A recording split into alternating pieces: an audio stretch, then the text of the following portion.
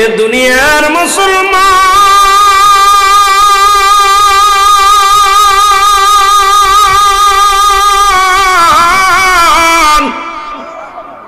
কত রাজা, কত বাদশা, কত টাকাওয়ালা, কত বাড়িওয়ালা গো,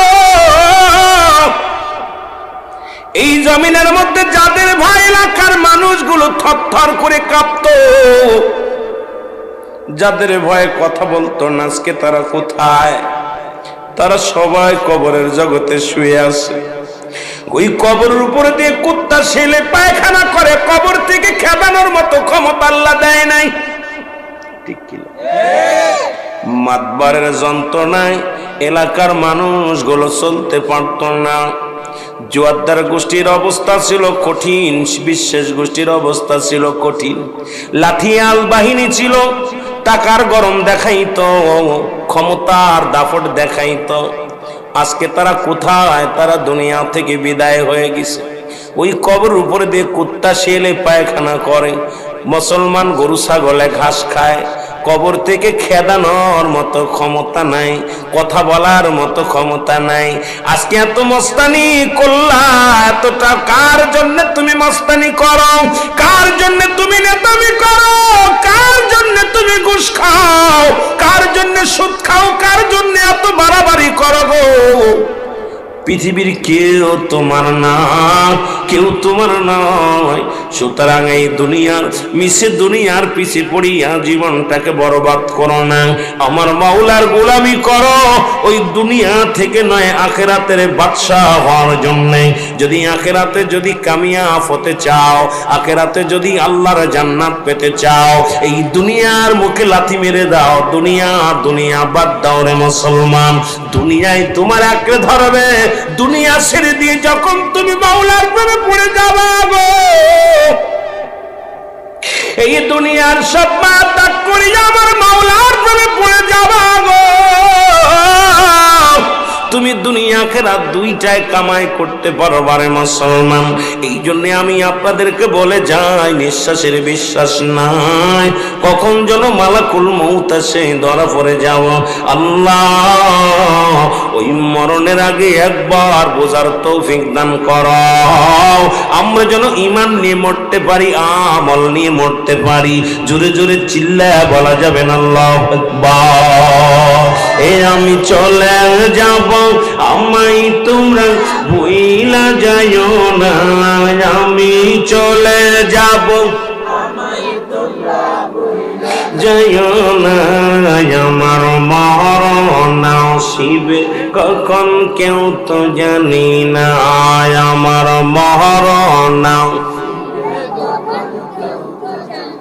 টাকা পয়সা দালান কোটাও জাগা করেছি, সব কিছু ফেলাইয়া আজি একাই চলেছি রে। আমি সব কিছু ফেলাইয়া আজি, আমি যাবার কালে ভেবে দেখি আমার কেহ নাই। আমি যাবার বেলায় ভেবে দেখি না, আমার মরণ আসিবে। কুল্লু মান আলাইহা ফান, সব শেষ করে দিবে কে? আর একটু জোরে চিল্লায় বলো কে? আল্লাহ বলে, বান্দারে এই জমিনটা আমি রাখবো না।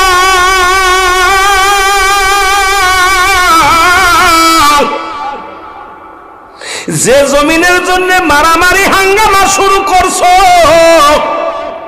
পরে সম্পদ তুমি লুটে নিতেছো, এক ভাই হয়ে আর এক ভাইয়ের মাথায় বাড়ি লাগাইতেছ, মিথ্যা মামলা দিয়া গায়ের জোরে ভোগ দখল করো গো। আল্লাহ কয়ে, বান্দারে এই জমিনটা আমি রাখবো না, জমিনটা পোড়ায়া বানাবো তামা। কি বানাবো? কি বানাবে জোরে বল? তামা বানায়া দিবে আমার আল্লাহ। এই জমিনটা পোড়ায়া তামা বানায়া দিবে। এই জমিনের মধ্যে মুসলমান 3 ভাগ পানি, 1 ভাগ মাটি। এই মাটির জন্য কত হাঙ্গামা, মাটির জন্য কত জেল জরিমানা, মাটির জন্য কত হত্যাকাণ্ড। এই মাটি ফাঁকি দিয়া ভাইয়ের সম্পদ লুট করে নিলাম, বোনের সম্পদ লুট করে নিলাম, প্রতিবেশীর সম্পদগুলো লুট করে নিলাম। এই মাটিগুলো থাকবে না, আমার আল্লাহ পুড়ায়া বানাবে তামা। এই জমিনের মধ্যে 3 ভাগ পানিটা পুড়ায়া বানাইবে আমার আল্লাহ। চাই কি বানাইবে? কি বানাইবে? এই জমিনের যত পানি আছে পানিগুলো পুড়ে হয়ে যাবে ছাই। যেদিন কিচ্ছু বলতে কিচ্ছু থাকবে না, থাকবে শুধু আমার আল্লাহ। কে থাকবে? থাকবে কে বলেন? আর একটু জোরে বলেন, কে থাকবে? আমার আল্লাহ থাকবে। আল্লাহ কয় বান্দারে, যেদিন কিচ্ছু থাকবে না সব কিছু চূর্ণ বিচ্ছিন্ন করে দিব। পাহাড়টাকে ডসায় দিব, জমিনটাকে পোড়ে তামা বানায় দিব, জমিনের পানিগুলো পোড়ে ছাই বানায় দিব, জমিনের গাছপালাগুলো সবগুলো আমি শেষ করে দিব। জমিনের মধ্যে কোনো কীট পতঙ্গ থাকবে না। সেদিন থাকবো শুধু আমি আল্লাহ। আর আমি আল্লাহ থাকবো আমার হাবিবের ভালোবাসা নিয়ে। জোরে জোরে চিল্লা বলা যাবে না আমার হাওয়া।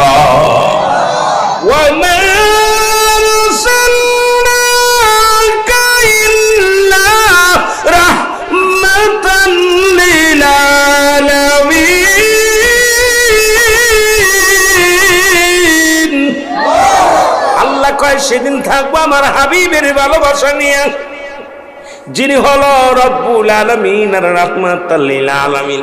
আল্লাহ থাকবে আমার নবীর ভালোবাসা নিয়ে। আমরাও থাকতে চাই সুন্নিরা নবীর ভালোবাসা নিয়ে। জোরে বলেন ঠিক কিনা? পাইলে নিরা লাই গো নবী, পাইলে নিরা লাই, বলো পাইলে নিরা। ওরে গই চরণ ধুলি নাকতাম গায়ে, চরণ ধুলি মাখতাম গায়ে, সুমাইতাম পাই, পাইলে নিরালাই গো নবী, পাইলে নিরালাই, বলো পাইলে নিরালাই। এর মনের কথা কইতাম আমরা, মনের কথা কইতাম আমরা, কদম তলায়, পাইলে নিরালাই গো নবী। আরো জোরে বলেন, পাইলে নিরালাই গো নবী। আপনি আছেন মদিনাতে, আমরা কান্দি জয়রামপুরে। দেখা দাও গো দয়াল নবী, দেখা দাও গো দয়াল নবী, দূরে রাখেন নাই, পাইলে নিরালাই গো নবী, পাইলে নিরালাই, বলো পাইলে নিরালাই। এর মনের কথা কইতাম আমি, মনের ব্যথা কইতাম আমি, কদম তলায়, পাইলে নিরা। আরো জোরে বলেন, পাইলে নিরা। আশিকের মনে ব্যথা কবে পাবো আপনাই দেখা নবী। আশিকের মনের ব্যথা কবে পাবো আপনাই দেখা, দয়া করে দিয়েন দেখা, দূরে রাখেন না, বলেন দয়া করে দিয়েন দেখা, দূরে রাখেন না, পাইলে নিরা। আরো জোরে বলেন, পাইলে নিরালাই গো নবী। এর মনের কথা কইতাম আমি, মনের ব্যথা কইতাম আমি, কদম তলায়, পাইলে নিরা। রহমতের কান্ডারি তুমি, আবার রহমতের পাগল আমি, বলেন রহমতের কান্ডারি তুমি, আবার রহমতের পাগল আমি। ওগো দয়া করো দয়াল নবী, দূরে রাখো না, বলেন দয়া করো দয়াল নবী, দূরে রাখো না, পাইলে নিরা। পাইলে নিরালাই, বলো পাইলে নিরালাই গো নবী। এর মনের কথা কইতাম আমি, মনের ব্যথা কইতাম আমি, চরণ তলায়, পাইলে নিরালাই। পাইলেন ইরানা। একজন নবী এখনো জান্নাতের মধ্যে আছে জীবিত, চারজন নবী এখনো জীবিত দুনিয়ার মধ্যে আছে। কয়জন নবী? জোরে বলেন কয়জন নবী? চারজন নবী এখনো দুনিয়ার মধ্যে জিন্দা। কোন কোন কিতাব বলে 5 জন, কোন কোন কিতাব বলে 4 জন। এদের মধ্যে একজন নবীর নাম হলো হযরত ইলিয়াস আলাইহিস সালাম, যিনি বাস করে পাহাড়ে। পাহাড়ের দায়িত্ব আল্লাহ তাআলা তাকে দান করেছেন। সিলেট অঞ্চলে অধিকাংশ এলাকার মধ্যে পাহাড় গো, হবিগঞ্জের জমিনে পাহাড় আছে। এই বড় বড় পাহাড়ের দায়িত্বগুলো আল্লাহ দিয়েছেন যে নবীর উপরে, সেই নবীর নাম হলো হযরত ইলিয়াস আলাইহিস সালাম। জোরে বলো মারহাবা। পাহাড়ের দায়িত্ব কোন নবীরে দিছে? এর আগে কি শুনছেন বাবা? নামটা কি? হযরত ইলিয়াস আলাইহিস সালাম, যাকে আল্লাহ তাআলা পাহাড়ের দায়িত্ব দিয়েছেন। কিসের দায়িত্ব? জোরে বলেন কিসের দায়িত্ব? পাহাড়ের দায়িত্ব দিয়েছেন। পানির দায়িত্ব দিয়েছেন একজন নবীরে, যার নাম হলো হযরত খিজির আলাইহিস সালাম। আল্লাহ তাআলা যে দায়িত্ব তারে অর্পণ করেছেন, সেই দায়িত্ব নিয়ে উনি আছেন। সেই নবীর নাম হলো হযরত, মুসলমান যে কি নাম? হযরত খিজির আলাইহিস সালাম। একজন নবী আমার নবীর উম্মত হয়ে আসবেন, নামটা জানা আছে? নামটা কি? আমার হাবা। নামটা কি? আখির নবী রাহমাতুল লিল আলামিনের উম্মত হইয়া, আমার আপনার মতো উম্মত হইয়া এই দুনিয়ার মধ্যে আগমন করবেন। যিনি আফসোস করেছিল, আমার আল্লাহ আমাকে আপনি নবী বানাইছেন, আমি ঈসা ইবনে মরিয়ম নবী হতে চাই না গো আল্লাহ, আমাকে আপনি লয়ে যান। কারণ পৃথিবীর মধ্যে যে নবীর শান এত, যে নবীর মান এত, যিনি নবী কুলের শিরোমণি, যিনি নবীদের নবী রাহমাতুল লিল আলামিন, যিনি আপনার কাছে প্রিয়, যিনি জমিনের কাছে প্রিয়, যিনি আসমানের কাছে প্রিয়, যিনি সারা পৃথিবীর মধ্যে প্রিয়, যার তুলনা সে নিজেই নবীর তুলনা, নবী নিজে, তার তুলনা পৃথিবীর মধ্যে কারোর লগে মেশাল দেওয়া যায় না। জোরে বলেন ঠিক কিনা?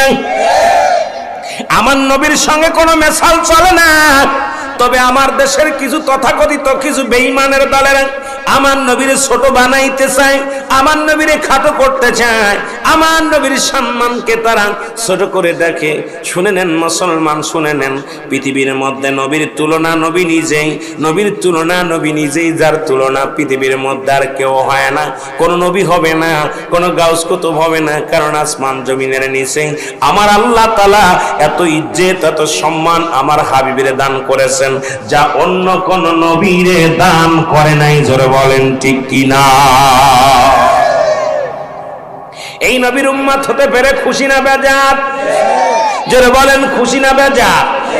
এ আমার ভাইরা, এই নবীর উম্মত হয়ে আসবেন হযরত ঈসা ইবনে মরিয়ম আলাইহিস সালাম। ঈসা নবী আসবেন। আর একজন নবী আছেন এখনো জান্নাতের মধ্যে, তার নাম হলো 3 নাম্বার নবী, যার কথা বলতেছিলাম মুসলমান, যার নাম 4 নাম্বার নবী হলো হযরত মুসলমান ইদ্রিস আলাইহিস সালাম, যিনি দুনিয়ার মধ্যে আগমন করেছেন, যিনি এখনো জীবিত অবস্থায় জান্নাতের মধ্যে আছে। তবে কোন কোন কিতাব দ্বারা প্রমাণ হয় তার মৃত্যু হয়েছে।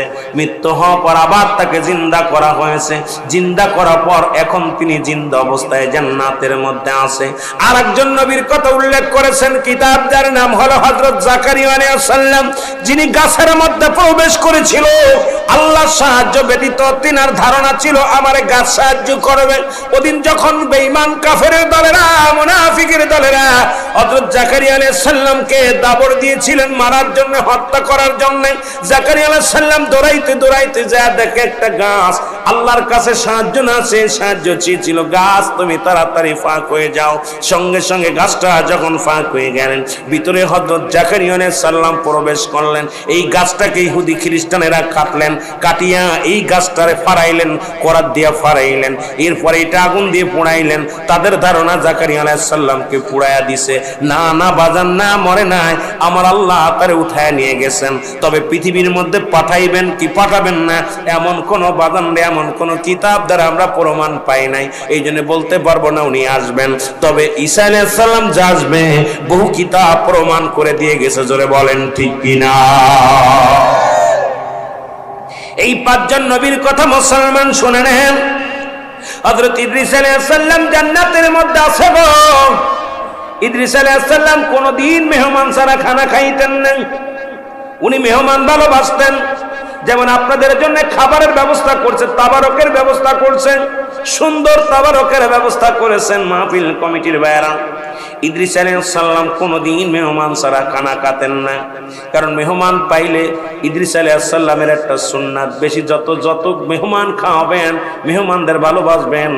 আজকে যে বাড়িতে আমরা বিশ্রাম নিয়েছি দেখলাম অনেক মেহমান আসতেছে, যাইতেছে, খাচ্ছে, অত্যন্ত আনন্দ পাচ্ছে বাড়িওয়ালা ভাই।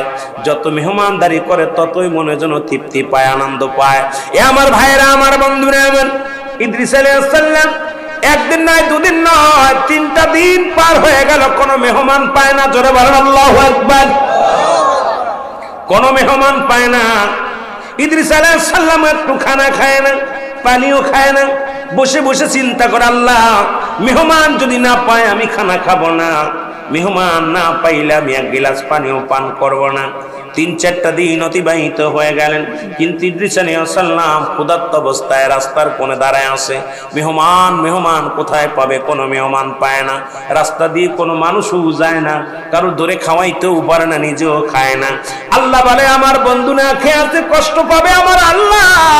আল্লাহ ডাকতে বলে, জিবরিল দৌড়ে যাও, দৌড়ে যাও, ওরে আমার ইদ্রিস নবী আজ কোনো দিন না খেয়ে আছে, আমার বড় কষ্ট হয়, তাড়াতাড়ি যাও, ওরে খাবারের ব্যবস্থা করো, ওরে খাওয়ানোর ব্যবস্থা করো। জিবরিল আমিন বলে, আল্লাহ কি করে ব্যবস্থা করবো? কই তুমি মানুষের সুরত ধরো, মানুষের সুরত ধরে ইদ্রিস আলাইহিস সালামের মেহমান হয়ে যাও। সুবহানাল্লাহ বল। ইদ্রিস আলাইহিস সালামের সামনে মেহমান হয়ে আসেন একজন মুরব্বি, সালাম দেয়, আসসালামু আলাইকুম ভাই ইদ্রিস আলাইহিস সালাম। ইদ্রিস আলাইহিস সালাম সালাম দেয়, আলাইকুম আসসালাম। আপনি কে গো? আমি পাশের রাষ্ট্রে বাড়ি, আমি আজ 2 দিন না খেয়ে আসি, খাবার ব্যবস্থা আসেনি।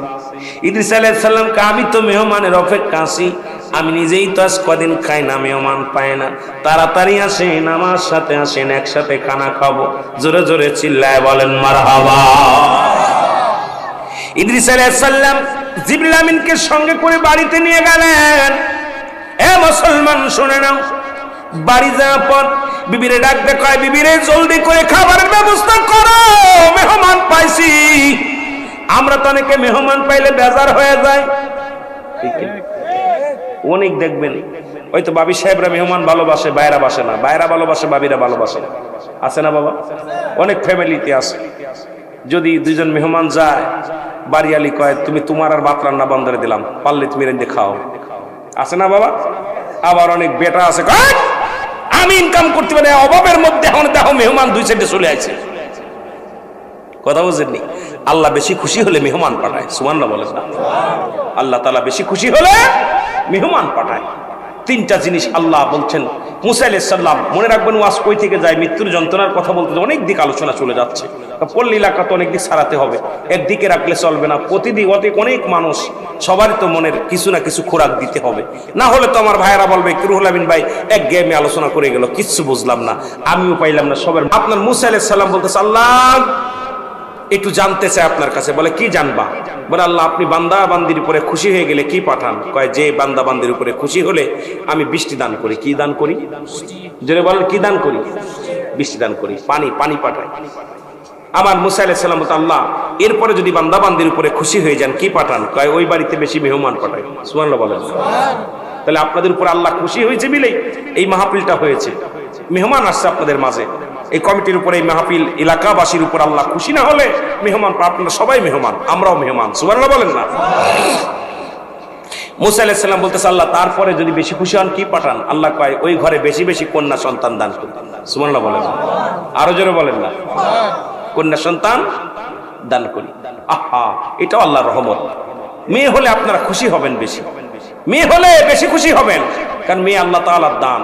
যদি কোনো মেয়ে হওয়ার পর আপনারা মনটা বেজার করে ফেলেন, ওই মেয়ে আপনার মুখটা হাসায় দিয়ে যাবে, হয় কারোর লগে লাভ ম্যারেজ করে চলে যাবে, না হলে একটা অন্যায় কাজ করবে, আপনাকে কষ্ট দিবে। এই জন্য মেয়ে হওয়ার পর শুকরিয়া আদায় করেন, আল্লাহ তোমার নিয়ামত আমাকে দিছো, আল্লাহ একে জন্য আমি পরিপূর্ণভাবে ইসলামের বিধান অনুযায়ী লালন পালন করে এর জন্য আমি একটা হালালখোর বান্দার হাতে দিতে পারি, আল্লাহ সেই তৌফিক আমাকে দিও। সুবহানাল্লাহ বলেন না? আর আমরা মেয়ে হলে মুখটা বেজার, অনেকের মেয়ে হলে মুখটা বেজার হয়ে যায়, ঠিক কিনা বাবা? মেয়ে হলে মুখ বেজারায়, অথচ আল্লাহ বলতেছেন বেশি খুশি যখন বান্দার উপরে হয়ে যায়, বেশি অত্যন্ত ভালো যখন কোনো বান্দা বান্দিরে ভালোবাসি, ওই ঘরে মেয়ে সন্তান দান করি। সুবহানাল্লাহ বলেন না? আরো জোরে বলেন না? এখন অনেকে কয় হুজুরদের বেশি মেয়ে হয়, কথা কান ঠিক কিনা? আলেমুল আমার বেশি বিয়ে হবে, আমি কই হ্যাঁ আলেমুল আমার উপর তো আল্লাহ রাজি হবেই, বেশি যদি হয় আলহামদুলিল্লাহ। আমি কই সব মেয়ে আলেমদের দিকে, আপনাদের খালি ছেলেই হোক দরকার হলে, সমস্যা কি? কথা কান না কেন? কষ্ট পাচ্ছেন? কষ্ট পান? মেয়েটা কার দান? ছেলে কার দান? তবে আল্লাহ বেশি খুশি হলে ঘরে মেয়ে দান করে, শুকরিয়া আদায় করবে, মেয়েটা পায়া অত্যন্ত খুশি হবে। আমার ভাইরা, আমার বন্ধুরা, আমার বিবি ডাকতে বলে, স্বামী আপনি ক্ষুধার্ত বুঝতে আছেন, খানা খেয়ে নেন। কয় স্বামী বিবি রে, খানা আমি খাবো, মেহমান পেয়েছি, জলদি করে খানার ব্যবস্থা করো। খানার ব্যবস্থা করা হলো, মেহমান খানায় খানা আনা হলো। ইদ্রিস আলাইহিস সালাম মেহমানকে নিয়ে একটা টেবিলে বা একটা জায়গা বসলেন, বসার পর ডাকতে বলেন, খানা দিয়ে সামনে খানাগুলো বেড়ে দিলেন, রুটিগুলো, খোরমাগুলো, খাজুরগুলো, এগুলো সামনে দিলেন। ইদ্রিস আলাইহিস সালাম মেহমানকে পেয়ে খাওয়া শুরু করলেন, হাতের মধ্যে নিয়ে খানা শুরু করে দিলেন। বিবি ভিতর থেকে জানালা দিয়ে দেখে মেহমান কোনো খানা খায় না, মেহমান শুধু খানাটা নিয়ে মুখের কাছে ধরে রাখে। ভিতর থেকে বিবি ডাকতে বলে, আসসালামু আলাইকুম প্রাণের স্বামী, আপনি খানা খাইতেছেন, যাকে আপনি দাওয়াত করে আনছেন, যাকে আপনি ঘরের মধ্যে আনছেন, তিনি তো খানা খান না। তিনি দেখি মুখের কাছে খানাটা ধরে রাখছে, উনি তো কোনো খানা খায় না। ইদ্রিস আলাইহিস সালাম খানা ফেলে দিয়ে বললেন, খানাটা রেখে দিয়ে বলে, আপনি কি মেহমান? আপনি আমার উপরে মনে হয় কোনো গুসা হয়েছেন, কেন আপনি খানা খান না? আপনি খানা খান না, আপনি ধোঁকা দিয়ে আমারে খাওয়াইছেন, আপনি কেন খানা খান না? এবার মেহমান ডাকতে বলে, হুজুর বেয়াদবি মাফ করবেন, আমি আসলে কোনো মানুষ নয়, আমি হলাম আল্লাহর প্রেরিত আমি হলাম আল্লাহর প্রেরিত একজন ফেরেশতা, আমি আল্লাহর মনোনীত একজন ফেরেশতা, আমার নাম হলো হযরত জিবরাইল আলাইহিস সালাম। আমি এসেছি, আপনি না খেয়ে আছেন, আমার আল্লাহ বড় কষ্ট পায়, আমার আল্লাহ আমাকে পাঠাইছে একটা মানুষের সুরত ধরে আপনার কাছে যেন আসি, আপনি ক্ষুধার্ত অবস্থায় আছেন, আপনার খাওয়ানোর জন্য আমার আল্লাহ আমারে মানব রূপে মানুষের সুরত ধরে আপনার মেহমান হওয়ার জন্য হুকুম দিয়েছে। এই জন্য আমি আপনার মানুষের সুরত ধরে আপনার বাড়ি মেহমান হয়ে আসি, ধরে বলেন মারহাবা। ইদ্রিস আলাইহিস সালাম রাগান্বিত হয়ে বলে, জিবরিল তুমি আমার সাথে ঠকবাজি করেছ, সুতরাং আমার সাথে তুমি 2 নাম্বারই করেছ। আমি মেহমান ছাড়া খানা খাই না, আজকে তুমি আমারে খাওয়াইলাম, তুমি নিজে না খাইলা, তোমার কোনো সারণ নাই, তোমার আমার সাথে দোস্ত পাতাইতে হবে, তুমি আজ কোনো সারণ নেই, আমার সাথে দোস্ত পাতাইতে হবে, না হয় তোমার আমি দাবি মাফ করবো না, এটা আমি ক্ষমা করতে পারবো না। জিবরিল আমিন ডাকতে বলে, আল্লাহ বড় বিপদের মধ্যে ফেলাইলা আমারে, উনি হলো মানুষ, আমি হলাম ফেরেশতা না, এখন তুমি দোস্ত পাতাইতে কয়, বন্ধু পাতাইতে কয়, এখন কি করব? আল্লাহ কয়, বেজাল বাদাস না, পাতা, দুজনই বন্ধু পাতা, দোস্ত বানাইলেন। জোরে জোরে চিল্লায় বলা যাবে না মারহাবা। ফেরেশতা জিবরিল আমিনের সঙ্গে বন্ধু পাতাইলেন হযরত ইদ্রিস আলাইহিস সালাম, মারহাবা বলেন না? দোস্ত বন্ধু পাতাইলেন, বন্ধু তাই হয়ে গেল। এ আমার ভাইরা, বন্ধু হয়ে গেলেন।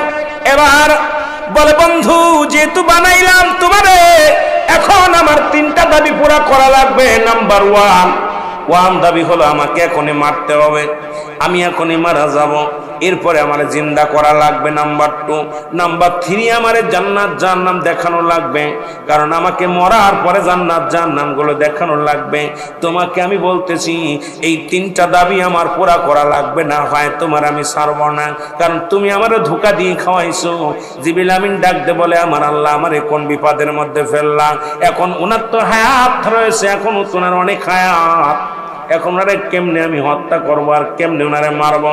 আল্লাহ কয় আমার বন্ধু যা বলছে তাই কর, তাড়াতাড়ি ওর জানটা কবাজ করা যাইলে ডাক দে নিয়ে আয়। আজরাইল আসলেন, জানটা কবাজ হয়ে গেল, জোরে জোরে চিল্লায় বল আল্লাহু আকবার। জানটা বাইর হয়ে গেলে আবার তারা জীবিত করলেন, একবার মারলেন আবার জিন্দা হলেন। এবার বলেন আল্লাহ, এবার বলেন জিবরিল আমাকে তুমি করো, আমি ফেরেশতা, তুমি শোনো, আমাকে এখন জান্নাত জাহান্নাম দেখাইবা। ইদ্রিস আলাইহিস সালামকে জাহান্নাম গুলো ঘুরায় ঘুরায় দেখালেন। জাহান্নাম গুলো দেখি ইদ্রিস আলাইহিস সালাম কাঁদতে লাগলেন, কারণ জাহান্নামের মধ্যে ভয়ঙ্কর আযাব, জাহান্নামের মধ্যে আগুন, অগ্নিকাণ্ড, জাহান্নামের মধ্যে প্রচন্ড আযাবের ফেরেশতারা, মালিক ফেরেশতার সৈন্যরা যন্ত্রণাদায়ক শাস্তি গুলো ব্যবস্থা করে রাখছে। ইদ্রিস আলাইহিস সালাম চিৎকার করে ডাকতে বলে আমার মালিক,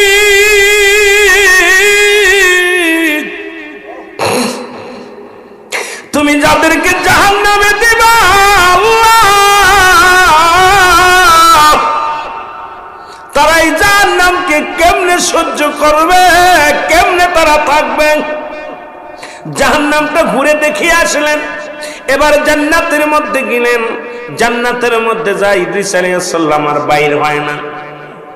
ইদ্রিস আলাইহিস সালাম জান্নাতের মধ্যে আসেন, আমারে আজরাইল জিবরিল আমিন ডাক দিয়ে বলে, ও বন্ধু, তুমি তো কথা দিয়েছিলে জান্নাত জাহান্নাম দেখে চলে আসবা, এখন কেন জান্নাতে যে আর আসতে চাও না?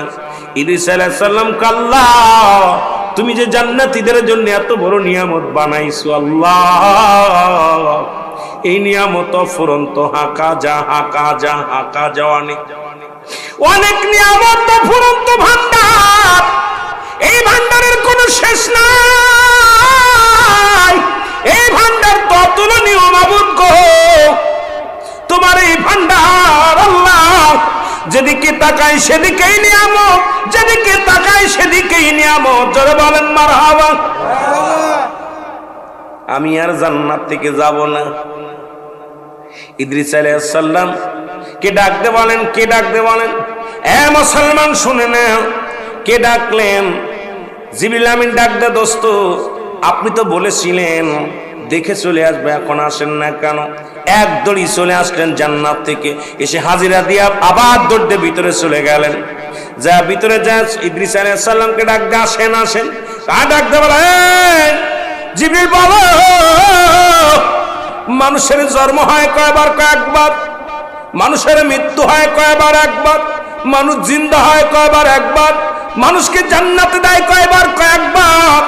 তাহলে তুমি তোমার পথ দেখো, আমার পথ আমি দেখি, কারণ আমার মৃত্যু হয়েছে একবার, জন্ম হয়েছে একবার, জিন্দা হয়েছে একবার। আমি জান্নাত থেকে আর যাব না, জান্নাত থেকে আর একটা মিনিট আমি বাইরে হব না। আমার দাদু ভাইয়েরা শুনে নেন, এই দৃশ্য দেখলেন মাস্টার ইবলিস। কে দেখলেন? ইবলিস এবার ইদ্রিস আলাইহিস সালামের মূর্তি বানাইলেন।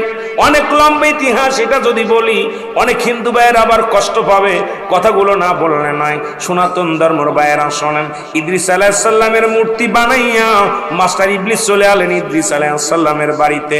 বাড়িতে এসে বলে ইদ্রিস আলাইহিস সালামের ছেলেদের, কাবলাদেরকে ডাকতে বলে, ছেলেরা শোনো, বৎসরা শোনো, তোমার আব্বা জান্নাতের মধ্যে আছে, তার একটা ছায়া আমার কাছে দিয়ে দিছে, এই নাও, এটা কাছ থেকে যারা ভক্তি করবা, শ্রদ্ধা করবা, ভগবান বানায় যারা সিজদা করবা, তারা তোমার আব্বার সাথে জান্নাতে যেতে পারবা, ওই স্বর্গের মধ্যে তাদের সঙ্গে দেখা হবে। নয়তো আল্লাহ তোমাদের উপর অসন্তুষ্ট হবে, তোমার বাবা যেন সন্তুষ্ট হবে। ওই দিন থেকে আমার সনাতন ভাইয়েরা, সনাতন ধর্ম ভাইয়েরা যারা আছেন, ওই যে কাতি পূজা শুরু করে দিল ইদ্রিস আলাইহিস সালামের মূর্তি বানাইয়া। আজও পর্যন্ত অসংখ্য মূর্তি পূজারী বাবারা আজও পর্যন্ত ইদ্রিস আলাইহিস সালামের মূর্তি বানাইয়া তারা পূজা করে। ও মুসলমান শুনে নাও, শয়তান চির শত্রু মানুষের, এরা মানুষের বন্ধু নয়, জোরে বলেন ঠিক কিনা? আমার বাবারা শোনো, এই ইদ্রিস আলাইহিস সালাম এখনো জান্নাতের মধ্যে জীবিত আছে। এই ইদ্রিস আলাইহিস সালামকে আমার আল্লাহ ডাকতে বলে, বন্ধু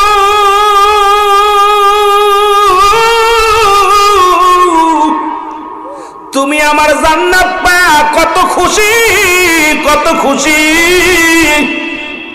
ইদ্রিস আলাইহিস সালাম বলে, আল্লাহ আপনার জান্নাতের মধ্যে অফুরন্ত ভান্ডার, অফুরন্ত দয়া, অফুরন্ত রহমতে ভরপুর আল্লাহ। তবে তোমার আজরাইল আমার সঙ্গে ভালো ব্যবহার করে নাই। তোমার আজরাইল আমার জানটা নিছে, আমার গা থেকে এখনো যন্ত্রণা যায় নাই। আল্লাহ ডাকতে বলে, আজরাইল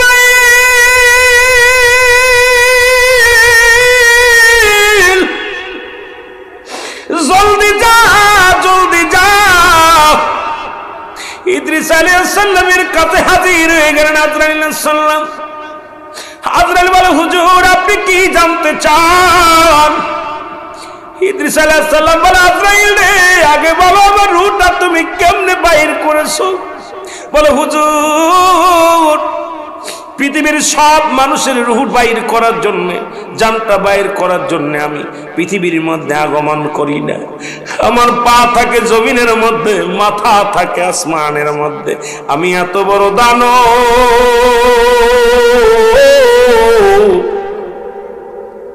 পৃথিবীর সমস্ত পানি যদি আমার মাথায় ঢেলে দেওয়া হয় রে, একটু পানি গড়া পড়বে না এই জমিনের মধ্যে। আমি এত বড় দানব। ও মুসলমান শুনে নাও, আপনার রূহটা বাইর করেছি। মায়ের বুকে দুধ খাইতে খাইতে সন্তান যেমনি ঘুমায়া যায়, আপনাকে রূহটা এমনি বাইর করেছে। শুধু আপনার বুকের উপরে হাতখানা রেখেছিলাম, আপনাকে কোনো কষ্ট দিই নাই। এর ইদ্রিস আলাইহিস সালাম ডাকতে বলে, আজরাইল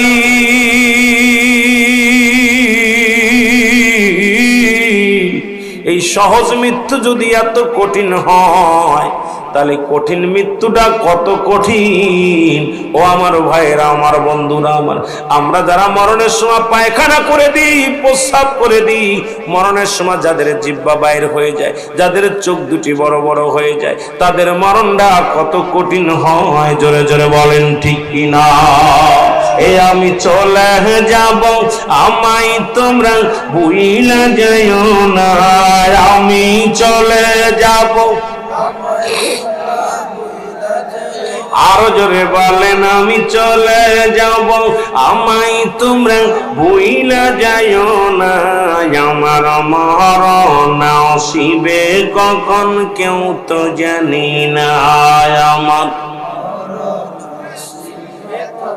একটু জোরে জোরে চিল্লায় বলেন, বলেন আমার মরণ আসিবে কখন কেউ তো জানি না। ডানে বামে মাটি, আমার মাটির বিছানা। ডানে বামে মাটি, এই পৃথিবী চিরদিন থাকার জায়গা নয়। অন্ধকার কবর যে তোমার আসল ঠিকানা রে মানুষ। অন্ধকার কবর যে তোমার। এই আমি চলে যাব, আমায় তোমরা ভুইলা যাইও না। আমি চলে যাব, আমায় তোমরা আমার মরণ আসিবে কখন কেউ তো জানি না। ডানে বামে মাটি, আমার মাটির বিছানা। ডানে বামে মাটি, এ দুনিয়ার মুসলমান,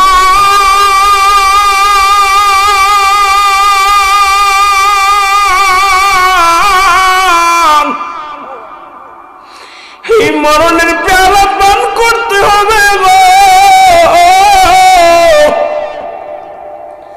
মরণ থেকে পালানোর কোনো রাস্তা নাই। পালাইতে চেয়েছিল রে মুসলমান। এ মুসলমান শুনে নেন, সাদ্দাত বাদশাহ, যিনি সাদ্দাত একটা জান্নাত বানাইল, আপনারা সবাই জানেন রে মুসলমান। ও মুসলমান, তিনি একটা জান্নাত বানাইলেন। জান্নাতের বিবরণ শুনিয়া শুনিয়া ও মুসলমান, উনি সুন্দর একটা জান্নাত বানাইয়া এই জান্নাতের মধ্যে উনি নিজে যাবে। আল্লাহর জান্নাতকে প্রত্যাখ্যান করলেন। যে আমি আল্লাহর বানানো জান্নাতে আমি যাব না, নিজে আমি জান্নাত বানাইয়া এই জান্নাতের মধ্যে আমি যাব। আল্লাহু আকবার বলেন। আমার আল্লাহ জানা দিলেন, সাদ্দাত তুমি তোমার বানানো জান্নাতের মধ্যে ঢুকতে পারবে না।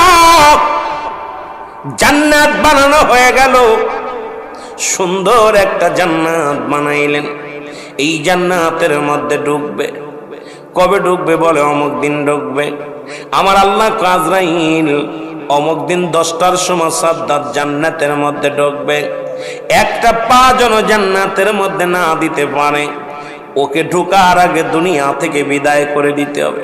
সাদ্দাতু চালাক কম নয়, শত শত সাদ্দাত বানাইলেন জান্নাতের চারিপাশে বানাইয়া, নকল সাদ্দাত বানাইয়া, নকল রুহুল আমিন সাজাইয়া, নকল রুহুল আমিন এইরকম বানাইয়া সাদ্দাত নকল জান্নাতের চারিপাশে ঘোরা রাখছে। আজরাইল সাল্লাম এসে দেখে রে জান্নাতের চারিদিকে শুধু সাদ্দাত আর সাদ্দাত দাঁড়ায় আছে।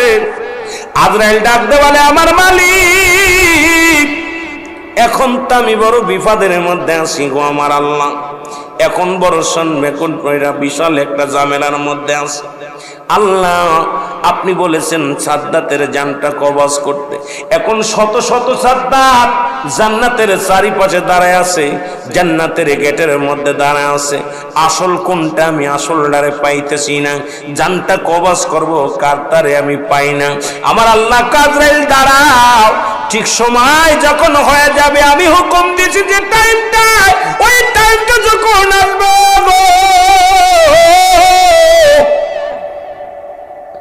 সাদ্দাত জমিনের মধ্যে পড়ে যাবে, একটা পা সে জান্নাতের মধ্যে ঢুকাইতে পারবে না। জোরে জোরে চিল্লায় বলা যাবে না আল্লাহু আকবার। সাদ্দাত অভিনব কায়দায় জান্নাতে ঢোকার চিন্তা করলেন, কেবল একটা পা জান্নাতের মুখর দরজার মধ্যে লাগাইছে, পিছন থেকে আজরাইল এসে কয় দাঁড়াও, দাঁড়াও। আজরাইলকে দেখে সাদ্দাত চোখের পানি ছেড়ে কান্দের বলে, আজরাইল আমাকে একটা মিনিট সময় দে, আমি এত কষ্ট করে এত টাকা খরচ করে জান্নাত বানাইলাম, একটা বার আমি ভিতরে যা গুল্লি দিয়ে আসি, একটা বার আমি দেখে আসি। আজরাইল কয় না, হবে না, আপনি দরজার মধ্যে পা রাখছেন, এই দরজার ভিতরে আপনার পা ঢুকবে না, কারণ আমার আল্লাহর হুকুম হয় নাই। কত মানুষ দেখলাম বিদেশ থেকে খাটিয়ে আসি বাড়ি এসে বাড়ি ঘর দৌড় বানাইলেন, কত সুন্দর বিল্ডিং বানাইলেন, আল্লাহ তারে শুতে দেন নাই, আল্লাহ তারে দুনিয়া থেকে বিদায় করে দিছে। লেখাপড়া শিখে চাকরি করবে, বিদেশে যাবে, কফিনে লাশ চলে আসছে, মা বাবা কান্নাকাটি করে রে মুসলমান। কত মানুষ এই রকম বিদায় হয়ে গেছে, আপনিও কখন কোন হালাতে যাবেন, কখন কোন হালাতে দুনিয়া থেকে বিদায় হয়ে যাবা গো, থাকা সম্ভব নয়, থাকবো না। সাদ্দাত অনেক অনুনয় বিনয় করলেন, কিন্তু আমার আল্লাহ আল্লাহ তাআলা ওনারে মুসলমান শুনে নেন, ওনাকে ছাড়ে নাই, সঙ্গে সঙ্গে উনি পড়ে গেলেন, দুনিয়া থেকে বিদায় হয়ে গেলেন। আমার বাবারা শোনো না, শুনে নাও, শুনে নাও। আজরাইল বলে, আল্লাহ দুইটা মানুষের জান কবজ করতে যে আমার কান্না এসে গেছিল। একটা মানুষ হলো আল্লাহ সাদ্দাতকে যখন আমি জানটা কবজ করতে এসেছিলাম, ওই জান্নাতের মধ্যে যাওয়ার জন্য আমি আজরাইলের কাছে কত অনুনয় বিনয় করেছিল, কত না কান্নাকাটি করেছিল, ওর কান্না দেখে বড় আফসোস জেগেছিল, আমার চোখে পানি এসে গেছিল। আর একটা মানুষের জান কবজ করতে যে আমি কান্না করেছিলাম গো, ওই সাগরের মধ্যে জনম দুঃখিনী মা থেকে একটা সন্তান ডেলিভারি হলো, বিশাল তুফান দিয়া পুরো জাহাজটা লন্ড ভন্ড করে ফেলা হলো, সমস্ত যাত্রীগুলো মারা গেল, সমস্ত যাত্রীগুলো মারা গেল। আমার আল্লাহ ওদিন জনম দুঃখিনী মাকে আমি বিদায় করে দিলাম, ছোট্ট একটা মাসুম বাচ্চা একটা খাটের উপরে তক্তার উপরে তারে ভাসায়া দিয়েছিলাম। আল্লাহ দিন আমি কান্না ধরে রাখতে পেরেছিলাম না। এই সাগরের মাঝখানে শিশু মাসুম বাচ্চাকে আমি জিন্দা রাখলাম। আল্লাহ কি হালাত হবে সেদিন আমি কেঁদেছিলাম। ওই মায়ের জানটা, শিশু মায়ের জানটা, ওই জনম দুঃখিনী মায়ের জানটা কবাস করতে যাইয়া আমি আজরাইলের চোখে পানি এসেছিল। আর ওই সাদ্দাত বাদশার জানটা কবাস করতে যে আমার চোখে পানি এসেছিল। শুনে নেন, শুনে নেন ও মুসলমান, শুনে নাও। আমার আল্লাহ বলবে, আজরাইল তুমি জানো না এই দুইটা ব্যক্তি একই ব্যক্তি। ওই সাদ্দাতকে আমি সাগরের মাঝখান থেকে বাঁচাইলাম, ওই জঙ্গলের বাগিনীর দুধ খাওয়া তারে মানুষ করলাম। পৃথিবীর মধ্যে তারে আমি এই জঙ্গলের মধ্যে তারে বাঘ দিয়া তারে লালন পালন করলাম, বাঘের দুধ পান করায়া তারে লালন পালন করলাম। পৃথিবীর মধ্যে শক্তিশালী রাজা তারে বানাইলাম। আমি আল্লাহর সঙ্গে নাফরমানি করিয়া নিজেই বাদশাহী বানাই, নিজেই বাদশাহী হলেন, নিজেই রাজ্যতয় বানাইলেন, নিজেই কি করলেন জান্নাত বানাইলেন।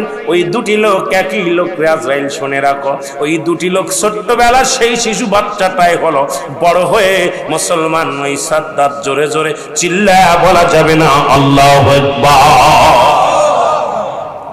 এ দুনিয়ার মুসলমান শুনে নাও গো, তালি বুঝা গেল এক নম্বর বিপদ হলো মানুষের মরণ। এই মরণের মধ্যে থাকলেই তো রাত শেষ হয়ে যাবে। ও মুসলমান শোনো, পৃথিবীর তারপর দুই নম্বর বিপদ হলো মানুষের কবর। কবর বলতে বোঝায় মানুষের মৃত্যুর পর থেকে শুরু করে কিয়ামত পর্যন্ত জগৎটাকে বলা হয় কবরের জগৎ। পৃথিবীর মধ্যে সবচেয়ে শেষে যিনি মৃত্যুবরণ করবেন তিনিও 50,000 বছর বা 500 বছর, 5,000 বছর ওই কবরের জগতে থাকতে হবে। কোন কিতাব বলে 50,000 বছর কবরে থাকা লাগবে। এই কবরে কোনো সময় নাই, কবরে কোনো সকাল আর রাত নাই, কবরে শুরু আছে কোনো শেষ নাই, শেষ হলো কিয়ামত পর্যন্ত। ও মুসলমান শুনে নাও, কিয়ামত পর্যন্ত পৃথিবীর কোনো মানুষ জিন্দা থাকবে না। দুনিয়ার মধ্যে যখন সব কিছু শেষ হয়ে যাবে গো, তখন থাকবে চারজন ফেরেশতা। আমার আল্লাহ দেখতে বলবে, আজরাইল, ও আজরাইল, দুনিয়াটা শেষ করলা, জমিন শেষ করলা, আসমান শেষ করলা, সব কিছু তুমি বিলায়া ফেললা আজরাইল। এখন জীবিত আছে কে কে বলো? বলবে আল্লাহ আমি আছি, আমি আজরাইল, আছে জিব্রাইল, আছে মিকাইল, আছে ইসরাফিল, আল্লাহ আর আছেন আপনি। আমরা 5 জন। কয়জন? জোরে বলেন কয়জন? 5 জন। আল্লাহ বলবে তোরে যাও আজরাইল, জিব্রাইলের জানটা তুমি বাইর করে নিয়ে আসো, দেরি করো না, দৌড়ায়া যাও, আগে চলে যাও। ইসরাফিলের জানটা কবজ কোকার কবাদান ইসমা বারণ। মুসলমান শুনে নাও, চলে যাও, জিব্রাইলের রূহটা বাইর করো। জিব্রাইলের রূহটা বাইর হয়ে গেল। থাকলো 3 জন। কয়জন? 3 জন থাকলো। আর আমার আল্লাহ বলে আজরাইল কয়জন আছে? বলে আল্লাহ জিব্রাইলের রূহটা তো বাইর হয়ে গেল, এখন আছি আমি আজরাইল আর মিকাইল আর ইসরাফিল। আল্লাহ আর আছেন আপনি, আমরা 4 জন জিন্দা। আমার আল্লাহ বলে যাও যাও, মিকাইলের জানটা বাইর করে নিয়ে আসো। এই মিকাইলের জানটা যখন বাইর করে আনবে, থাকবে তখন আজরাইল আর কে থাকবে? মুসলমান, ইসরাফিল। মুসলমান 2 জন। আর আমার আল্লাহ বলবে আজরাইল কয়জন আছে? আর বলে 2 জন আছি আমরা। নিয়ে আসো, যাও, চলে যাও, ইসরাফিলের কাছে চলে যাও। ইসরাফিলের সিংহাটা যেন জমিনের মধ্যে পড়ে না, এটা ঝুলন্ত অবস্থায় রেখে দেবা। তোমার রূহটা তাড়াতাড়ি দিয়ে দাও, আর দেরি করো না। আজরাইল আল্লাহ এটা কি শুনাইলেন? সবার রূহ তো আমি কবজ করলাম। আল্লাহ আসমান জমিনের নিচে যত ছিল, এই জমিনের উপরে আসমানের নিচে যত লোক ছিল, সমস্ত মাখলুকাতের রূহটা আমি বাইর করেছি। আল্লাহ এখন শুধু জিন্দা আছি আমি আজরাইল একা। আপনি আছেন স্রষ্টা, আমি হলাম সৃষ্টি। আমাকে আপনি সৃষ্টি করেছেন, স্রষ্টা হলেন আপনি, হুকুমদাতা গো আল্লাহ। এখন আমি দুনিয়ার মধ্যে জিন্দা আছি। আমার আল্লাহ বলবে আজরাইল তোমার রূহটা বাইর করে দাও। বলবে আল্লাহ আমি কেমনে এই কাজটা করবো? কয় নিজের গলার মধ্যে মুখের মধ্যে হাত ঢুকায়া দাও, মুখের মধ্যে হাত ঢুকায়া দিয়া তোমার হাতে তোমার রুহটা ছিনে এনে দাও। জিবরাইল আজরাইল আলাইহিস সালাম নিজের গালের মধ্যে হাতটা ঢুকায়া দিল। এরে হাতটা ঢুকায়া দিলে যখন এই পাখিটারে ধরবে, একটা চিৎকার মেরে কাঁদবে, বলে আল্লাহ আমার মালিক, এই মৃত্যু যন্ত্রণা এত কঠিন আমি আগে জানি নাই রে।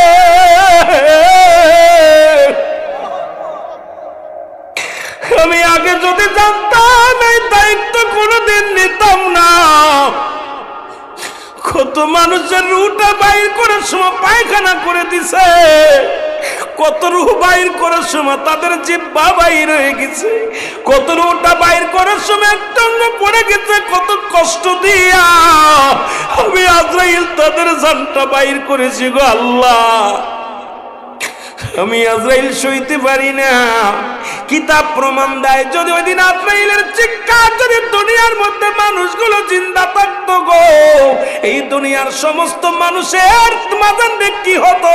ও মুসলমান, হাত ফেল করে মারা যেত চিৎকার শুনে। এত জোরে চিৎকার মারবে আজরাইল, আল্লাহ বলবে আজরাইল কান্না করে লাভ নাই, আমার কোনো দয়া নাই, আমার কোনো মায়া নাই। আমি হুকুম দিছি তাড়াতাড়ি রুহটা দিয়ে দাও।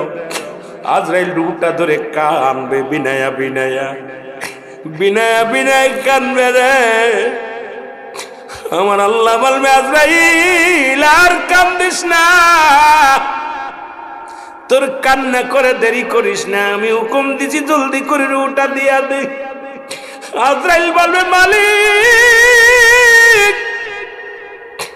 ওদিনে আমি ভুল করেছিলাম, যেদিন তুমি দুনিয়াটা সৃষ্টি করার জন্য হুকুম দিয়েছিল মাটি আনার জন্য, ওদিন কে ছিল সব ফেরেশতা সেদিন ফিরে এসেছিল মাটির কান্না শুনে।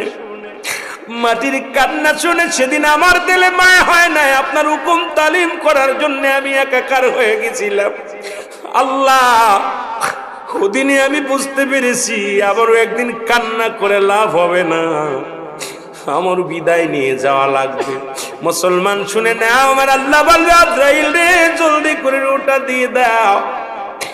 আজরাইল সাল্লাম এবার রুহটা ধরে টান দিয়ে বাইর করবে। সমস্ত পায়ের মুসলমান সমস্ত শিরা উপশিরা গুলো শুকায় যাবে, রুহটা টান দিয়ে ছিঁড়ে নিবে, ছিঁড়ে আমার আল্লাহ পাকের কাছে হস্তক্ষেপ করবে। আল্লাহ পাক তখন মুসলমান যখন হুকুম দিয়ে দিবে, ইসরাফিলের ওই সিংহাসন, ওই সিংহা বাদান সিংহাখানা অমুসলমান ওটা গড়ায়া গড়ায়া জমিনের মধ্যে পড়ে যাবে। সমস্ত মানুষগুলো পূর্ব দিক থেকে পশ্চিম দিকে দৌড় শুরু করে দিবে। সেদিন সব কিছু শেষ হয়ে যাবে। জোরে জোরে চিল্লায় বলা যাবে না আল্লাহু আকবার। একটু মহব্বতের সঙ্গে দুরূদ শরীফ পড়েন আল্লাহুম্মা।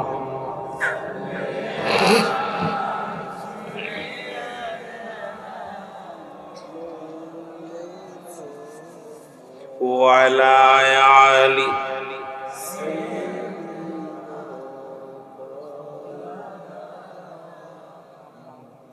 ও তুমি আসবে কবে দেখা দিতে এই গোলামের ঘরে গো নবীজি, আসবে কবে এই গোলামের ঘরে, তুমি আসবে কবে দেখা দিতে এই গোলামের ঘরে গো নবীজি, আসবে কবে এই গোলামের।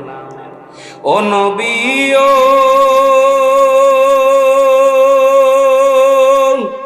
আপনাকে যে পাইল জান্নাত নসিব হইল, জাহান্নাম তার হারাম হইয়া গেল। ওগো এই আশিকের বেদনা বুঝাইলে কেউ বোঝে না, এই আশিকের বেদনা বুঝাইলে কেউ। শুনাইলে কেউ শুনিতে চাই না গো নবীজি, শুনাইলে কেউ শুনিতে চাই না। তুমি আসবে কবে দেখা দিতে এই গোলামের ঘরে গো নবীজি, আসবে কবে এই গোলামের। একটু মহব্বতে বলেন, তুমি আসবে কবে দেখা দিতে এই গোলামের ঘরে গো।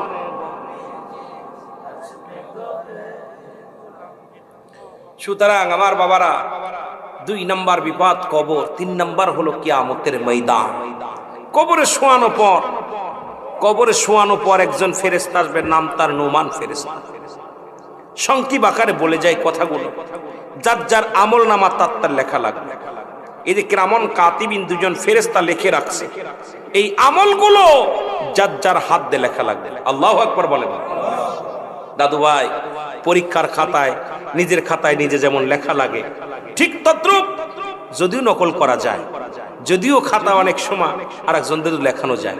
এখন কে অনেকে, এটা আপনাদের দেশেও দেখলাম এবছরে ইন্টারের এক ক্লাসে কয়শো ছাত্রের জন্য জীবন নষ্ট করছে প্রিন্সিপাল সাহেব। 500 ছাত্র যে পাশ করাই দিব, আসলে পরে দেখা গেছে রোল রং সব বদলে গেছে, সব ফেল করছে। এইরকম কিয়ামতের ময়দানে সালসাতারি করে লাভ হবে না। এই দুনিয়াতে সালসাতারি করবেন, ঘুষ খাবেন, সুদ খাবেন, জেনা ব্যভিচার অন্যায় করবেন, কিন্তু কবরে শোয়া পর আপনার আমল নামে লেখা লাগবে। 2টা ফেরেশতা আসবে, একটা ফেরেশতার নাম হলো নুমান ফেরেশতা, আর একটা ফেরেশতা আসবে মুনকার নেকির। মুনকার নেকির আসার আগে যে ফেরেশতা আসবে তার নাম হলো নুমান ফেরেশতা। উনি আসা আপনাকে উঠাবে, জাগাবে, জাগানোর পরে 2টা কাগজ দিবে। এই কাগজ একটা হলো বদির কাগজ, একটা হলো নেকির কাগজ। এগুলো বান্দা নেকির কাগজটা দিবে, লেখা লাগবে 80 বছর 50 বছরের জিন্দেগি মিনিটের ভিতর লেখা হয়ে যাবে। আর যেটা খারাপ কাগজ, অন্যায় করবেন, সেইটা উনি লিখতে যাবে। আর কাফনের কাপড় হবে আপনার কাগজ, কি হবে? কাফনের কাপড়। আর ডান হাতের শাহাদত আঙ্গুল মুবারক হবে কলম, মুখে থুতু মুবারক হবে কালি। আল্লাহু আকবার বলেন না। অনেক বিস্তারিত আলোচনা, এটাকে নিয়ে বিশ্লেষণ করে আলোচনা করলে আমার আরো 1-1.5 ঘন্টা সময় যাবে, আপনাদের কষ্ট হবে। আমার দাদু ভাইয়েরা, এই ব্যক্তি যতক্ষণ পর্যন্ত লেখা হবে না ততক্ষণ পর্যন্ত তাকে আঘাতের পর আঘাত মাস শুরু হবে, এমন পিটানো শুরু হবে। ডান দিক থেকে ধাক্কা মারবে, বাম দিকের হাড্ডিগুলো ডান দিকে চলে যাবে, ডান দিকের হাড্ডিগুলো বাম দিকে চলে যাবে। উপর থেকে চাপ দেওয়া হবে, নিচের দিকে চাপ দেওয়া হবে, মন মাটি নিচে চলে যাবে, কয়েকশো গোজ মাটির নিচে আবার টান দিয়ে বাইর করা হবে। তাকে আঘাতের পর আঘাত দেওয়া হবে, যতক্ষণ পর্যন্ত লেখা হবে না তখন সারা হবে না। যখন তার আমল নামাটা নিজ হাতে লেখা হয়ে যাবে, তখন বান্দা গলার মধ্যে এইভাবে লটকায় থুয়ে আফসোস করে নুমান ফেরেশতা বলবে, আহ আফসোস, আহা, তুমি দুনিয়ার 60 বছরের জিন্দেগি, 80 বছরের জিন্দেগি তুমি অবহেলায় পাঠাইছো, তোমার জন্য অপেক্ষা করতেছো ওই কাফের বেঈমান মুনাফিকদের জন্য প্রস্তুতি করতে 7টা জাহান্নাম। তুমি জাহান্নামের অধিবাসী, জাহান্নাম তোমার ঠিকানা। আফসোস করতে করতে চলে যাবে, বান্দা তুমি ভুল করেছো। আর যারা জান্নাতি তাদের জন্য শুভ সংবাদ দিয়ে দিবে, জান্নাতি উপরে আমল নামাটা থাকবে ভালো। বল বান্দা, ও ইদ্দাতুল মুমিনিন, মুমিন মুত্তাকিনদের জন্য প্রস্তুতি করে রাখছে 8টা জান্নাত। সুবহানাল্লাহ বলেন, আরো জোরে বলেন আল্লাহু আকবার। কয়টা জান্নাত? 8টা জান্নাত। আফসোস করে বলবে, বান্দা শীতের দিনে ওযু করে নামাজ পড়ছস, গোসল করছস, পবিত্রতা থাকছস, এই দুনিয়ার মধ্যে বন্দেগি করছিস, আল্লাহর জিকির করছিস, দুনিয়ার মধ্যে হারাম খাস নাই, হালাল খাইছিস, বান্দা তুই আজকে ভাগ্যবান। 8টা জান্নাতের দরজা খোলা থাকবে, 8টা জান্নাতের নিয়ামত ওই কিয়ামত পর্যন্ত ভোগ করবে। জান্নাত থেকে ঘ্রাণ আসবে, জান্নাত থেকে খাবার আসবে, জান্নাত থেকে হুরগেলেমান আসবে, জান্নাত থেকে সুগন্ধি আসবে, জান্নাত থেকে নিয়ামতগুলো আল্লাহ পাঠিয়ে দিবে, ফেরেশতারা নিয়ে আসবে। আর জাহান্নামের ফেরেশতারা ওই অগ্নিকাণ্ড থেকে ভয়ঙ্কর আযাব যেগুলো, সেগুলো আপনার কবর পর্যন্ত পৌঁছায় দিবে। আমার ভাইয়েরা, এটা হবে কবরের জগৎ। এই জন্য আমি আপনাদের পায়ে ধরে বলে যাই, হাতে ধরে বলে যাই, এই যে জিন্দেগির মধ্যে সৎ পথে থাকেন যদি বাঁচতে চান, কারণ আমার আপনার জিন্দেগি কিন্তু শেষ হয়ে যাচ্ছে। ওরে জিন্দেগি তোর যায় ফাঁকি দিয়া রে সোনারা দো, নিশিতর যায় ফাঁকি দিয়া। বলেন জিন্দেগি তোর যায় ফুরা ইয়া রে সোনারা দো, নিশিত যায় ফাঁকি। ও আদম রে রং তামাশায় কাটাইলি, খুদার বিধান মানিলি, কবরেতে কি হবে উপায়? ও আদম রে রং তামাশায় কাটাইলি, খোদার বিধান না মানিলি, কবরেতে কি হবে উপায়? থাকতে সময় চিনলি না, সময় গেলে আর পাবি না। থাকতে সময় চিনলি না, সময় গেলে আর পাবি না। একদিন যাবি কবর মাঝারে সোনার আদম, জিন্দেগি তোর যায় ফুরাইয়া। বলেন জিন্দেগি তোর যায় ফাঁকি দিয়া রে সোনার আদম, জিন্দেগি তোর যায় ফাঁকি। দাদু ভাই আজকে মনে করছি কালকে করব, কাল মনে করি পশু করব, করতে করতে কিন্তু সময় স্রোতের মতো চলে যাচ্ছে। আপনার মূল্যবান সময়, আপনার জীবনের মূল্যবান সময় স্রোতের মতো চলে যাচ্ছে। এটা আর ফিরে পাওয়া যাবে। যেমন সমুদ্রের ঢেউ ফিরে আসে না, তদ্রূপ আপনার জীবন থেকে যে মিনিটটা, যে সেকেন্ডটা চলে যাচ্ছে আর ফিরে পাওয়া সম্ভব না। জোরে বলেন পাবেন? ফিরে পাওয়া সম্ভব না। এই জন্য সময় থাকতে সাধনা করো, সময় গেলে সাধন হবে না। আমাদের কুষ্টিয়ার লালন আফসোস করে বলছে সময় গেলে সাধন হবে না। সময় গেলে এখন মুরব্বী যা পারবে আমি যা পারবো মুরব্বী পারবে। এই বয়স যখন আমার হবে আমিও পারবো না। এখন অজু করতে গেলে অজু হবে না, বাইরে যাবে পাছা দিয়া, এরপরে প্রস্রাব ফোটে ফোটে পড়বে, আপনার অজু পবিত্র কাপড় থাকবে না, মাজা বেঁকা হয়ে যাবে, দাঁড়ায় নামাজ পড়তে পারবো না, এরম হাঁটতে পারবো না, দৌড়াইতে পারবো না। তদ্রূপ এখন যে বন্দেগী করে যত শান্তি পাবো বুড়া বয়সে পাবো না। এই জন্য জিন্দেগি আপনার আমার ফুরিয়ে যাবে, সময় থাকতে সাধনা করা লাগবে। জোরে বলেন ঠিক কিনা? আল্লাহ আমাদের বুঝার তৌফিক দান করুন। জোরে বলেন আমিন। আমি কয়েক মিনিট আমি আমার মা বোনদের জন্য কথা বলবো, এরপর আলোচনা শেষ করব। আল্লাহু আকবার বলেন না? অনেক কথা ছিল কিয়ামত পর্যন্ত, কিয়ামতের আলামত গুলো আল্লাহ বাসায় রাখলে আবার যদি আশপাশে আসি কিয়ামতের আলামত গুলো আমি বলবো। যেহেতু একটা বিষয়ের উপরে আলোচনা, এই কবর হাসর মিজান, এই বিষয়ে আলোচনা অনেক লম্বা বড় আলোচনা, এটার পরে ডিফেন্ড করে আলোচনা করতে গেলে আমি অনেক অনেক আলোচনা শেষ করতে পারি নাই বাবা। অনেক আলোচনা রয়েছে, এগুলো তো শেষ করা সম্ভব না। আর কবরের কোনো আপনার আপটুড আলোচনা হয় না। অনেকেই বলে কবরের ওয়াজ, কবর আপটুড কি? কবরে তো আমাদের মরণ, আপটুড কোনো মরণ আছে বলেন? কথা বলেন না কেন? মরণ হবে, এটার মধ্যে বানায় কি বলবেন? বানায় বলার মতো ক্ষমতা নাই। জোরে বলেন ঠিক কিনা? আরো জোরে বলেন পারবেন? মরণের কোনো ওয়াজ বাড়ায় কমায় কোয়া যাবে?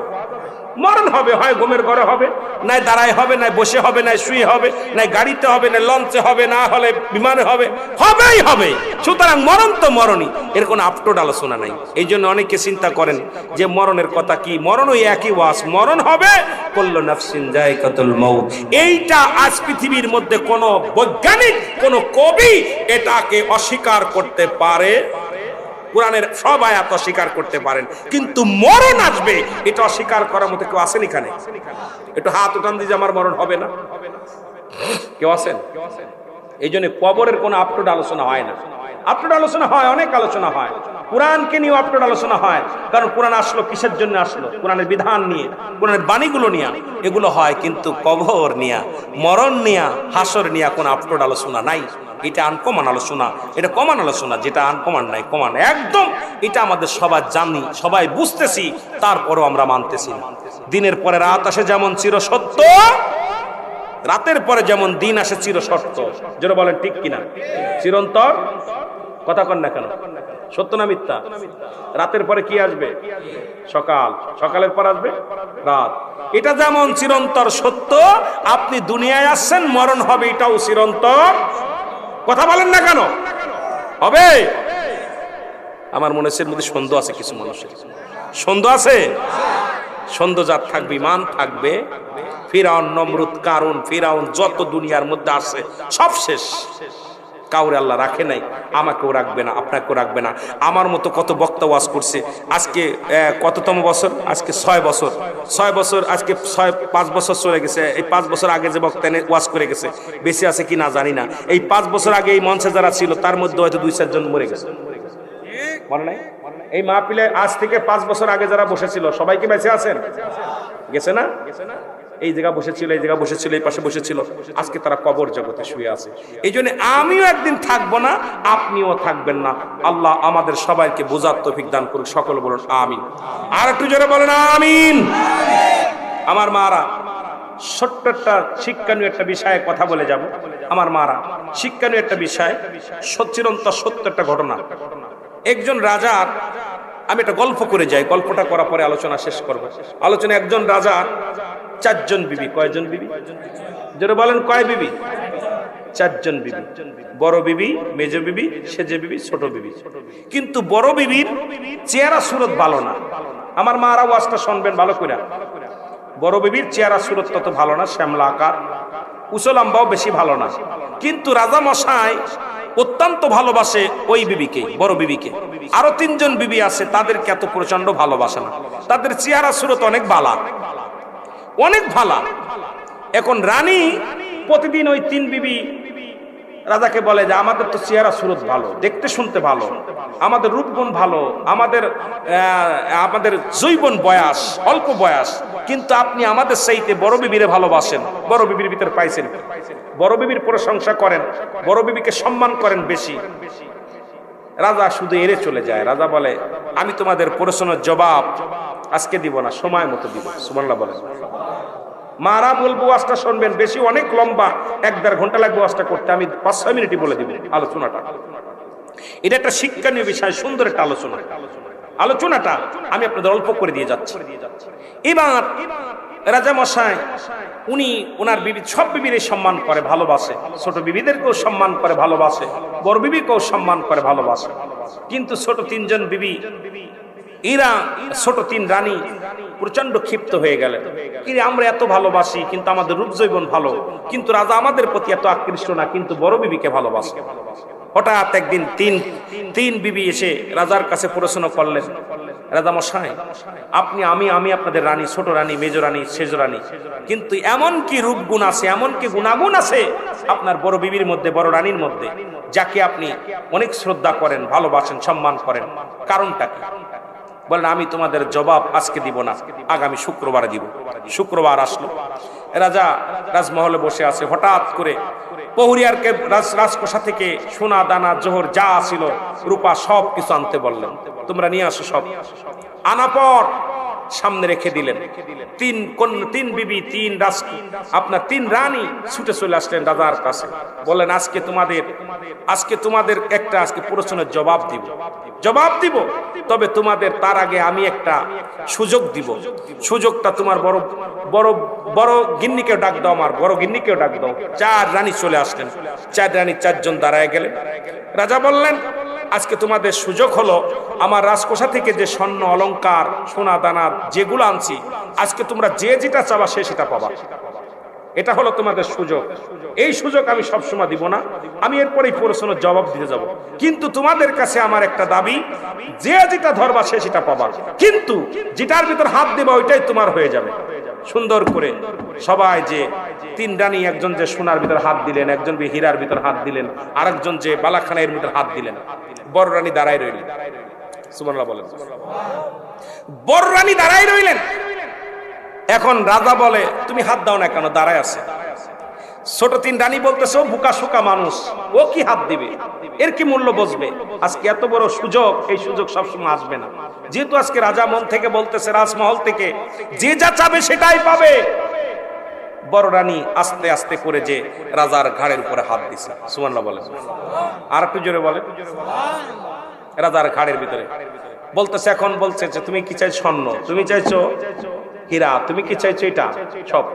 বড় বিবিকে বলতেছে, রানী তুমি আমারে ধরলে? কয় হ্যাঁ, আমি আপনাকে চাই। পৃথিবীর মধ্যে আপনি যদি আমার হয়ে যান, পৃথিবীর সবই তো আমার, সুতরাং আপনি আমার, সবই আমার। আপনি যদি আমার না হন, কিচ্ছু আমার প্রয়োজন নাই। জোরে বলেন সুবহানাল্লাহ। আরো জোরে বলেন। রাজা বললেন, আমার 3 রানী তোমরা কান খুলে শোনো, ভালো করে কান খুলে শোনো, আমি কেন আমার বড় রানীকে ভালোবাসতাম। সে আমার দুনিয়ার কোনো লালসিত ছিল না, দুনিয়ার কোনো লোভ লালসার ভিতর ছিল না। আমি তার স্বামী, আমাকে এত শ্রদ্ধা করত, সম্মান করত, আমাকে ভালোবাসতো, যে আমি তাকে এই জন্য তাকে সম্মান করতাম, ভালোবাসতাম। যে পৃথিবীর মধ্যে স্বামীকে এত শ্রদ্ধা করত, স্বামীকে এত ভালোবাসতো, সে দুনিয়ার মুখাফেক্ষী ছিল না, আর স্বামীর জন্যই পাগল ছিল। এই জন্য আমি আমার মা বোনদের বলতে যাই, দুনিয়ার মুখাফেক্ষী হয়েন না, আপনার স্বামীর প্রতি শ্রদ্ধাশীল হন, কোন আলেমের প্রতি না, কোন মৌলবীর প্রতি না। আপনার স্বামীর খেদমত করবেন, আপনার স্বামীকে ভালোবাসবেন। 3টা আমল করলে জান্নাতে যাবেন। নাম্বার ওয়ান 5 ওয়াক্ত নামাজ, ফরজ নামাজ এবং ফরজ রোজা, এটা আমার আমল করবেন। যখন কোনো মা বোন আপনাদের ঋতুবর্তী হবেন, হায়েজ আসবেন, সঙ্গে সঙ্গে নামাজ এবং রোজা ছেড়ে দিবেন। যখন আবার পবিত্র হবেন, ফরজ কাজা রোজাগুলো আদায় করবেন, ফরজ কোনো নামাজ আদায় করা লাগবে না, ফরজ রোজাগুলো আদায় করবেন। নাম্বার 2 স্বামীর খেদমত, নাম্বার 3 পর্দা। এই 3টা আমল যদি করতে পারেন, আপনার স্বামীর আগে জান্নাতে চলে যাবেন। সুতরাং বেশি ওয়াজ নয়, আপনার স্বামীর প্রতি শ্রদ্ধাশীল হবেন। কোনো মৌলবী যত ছলনা কলনা দিক, কোনো মৌলবীকে দেখা শরীয়তের বিধান অনুযায়ী যাদেরকে বিয়ে করা হারাম, তাদের দেখা দেওয়া জায়েজ, যাদেরকে বিয়ে করা জায়েজ, তাদের সঙ্গে দেখা করা হারাম হারাম হারাম। আমি মা বোনদের বলে যাই, মা গো, তোমাদের ইজ্জত অনেক। যেমন বাংলাদেশের জাতীয় পাখির নাম কি? দোয়েল। জাতীয় পাখির নাম কি? জোরে বলেন, নাম কি? দোয়েল জানে না তার মর্যাদা। যদি মর্যাদা জানতো, সে জীবনে ওই ময়লার পরে বসতো না। সে ঘরের ঢালায় বসে বলতো, আমার পা ধোয়াই দে, খাবার দে। তা আমার মাদের কত দাম মারা জানে না। আমার মারা ওলিদের মা, নবীদের মা, আলেমদের মা, ওলামাদের মা, হাফেজ সাহেবের মা, কারি সাহেবের মা, ইমাম সাহেবের মা, তাদের শ্রদ্ধা, তাদের মর্যাদা কত বড় এরা জানে না। এই জন্য আমার মাদের বলি, আপনারা স্বামীর খেদমত করেন, আল্লাহ আপনাদেরকে হেফাজত করুক। পর্দায় থাকবেন, 5 ওয়াক্ত সালাত আদায় করবেন, স্বামীর প্রতি অগাধ ভালোবাসা অর্জন করবেন। স্বামী যদি আপনার ছোট হয় বয়সে, তাকেও সম্মান করবেন। আপনার সাথে বয়সে বড় হলেও আপনি তাকে সম্মান করবেন। এই জন্যে রাসূল আকরাম সাল্লাল্লাহু আলাইহি সাল্লামের বয়স যখন 25, আম্মা জান খাদিজাতুল কুবরার বয়স ছিল তখন 40। কত বছর? জোরে বলেন না, কত বছর? 40 বছর। নবীজিকে কখনো ছোট বিলে অবহেলা করে নাই। নবীকে অত ভালোবাসতো, নবীকে এত ভালোবাসতো যে নবীর ভালোবাসার অতুলনীয় নবীজি খাদিজাকে বলতে পারে নাই। আবার নবীর বয়স যখন 53 বছর। কত বছর? জোরে বলেন না, 53 বছর। বিয়ে করলেন মা আম্মা জান আয়েশা সিদ্দিকা, তখন বয়স 6 অথবা 7 বা 9 বছর। 9 বছরে বাসর হলো, বা 7 বছরে বাসর, 9 বছরে বাসর হলো। তাহলে এটা দ্বারা প্রমাণ করে দিলেন নবীজি যে তোমার স্বামী যদি তোমার চাইতে বয়সে বড় হয়, তবুও তাকে শ্রদ্ধা করো, খবরদার তাকে বুড়া বলো না, তাকে অসম্মান করো না। আবার যদি তোমার স্বামী তোমার চাইতে বয়সে ছোট হয়, তবুও তাকে তুমি সম্মান করো, বেইজ্জতি করো না। আমি আপনাদেরকে মা বোনদের বলে, যে আপনাদের বলতেছি না, মা